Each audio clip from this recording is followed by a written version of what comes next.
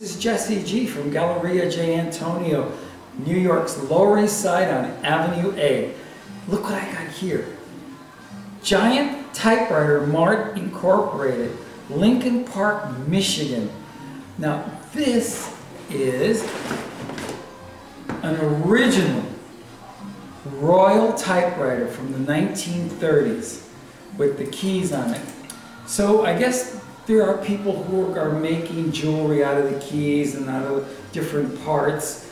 But for the last 8 years, we've had a lady here making bracelets for us from these keys. The original Royal keys with the ivory and the black and white.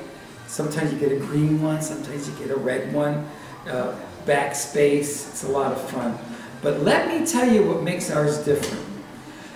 Nancy Krevsky and Jay Krevsky of Harrisburg, Pennsylvania, and if anybody's listening or clicking on this, they know who those two are. They are my family and they're local celebrities. I called them up and I said, you guys, I want to make these bracelets, and so far we've got them saying, I forgot, whatever, cat girl, doggy love, things that are kind of cute. But Jay and Nancy said, why don't we do them in Yiddish? So we came up with typewriter key bracelets that say, Chacham,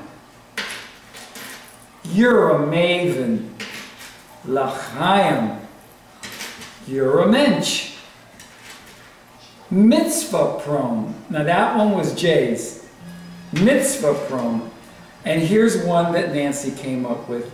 Meshuggah. Shalom, Bubby. That's a pretty unique bracelet. 1930s and Yiddish. Well, actually, when people come in, you know what I tell them? It's Italian. I leave you with my words. Enjoy yourself. It's all ready tomorrow.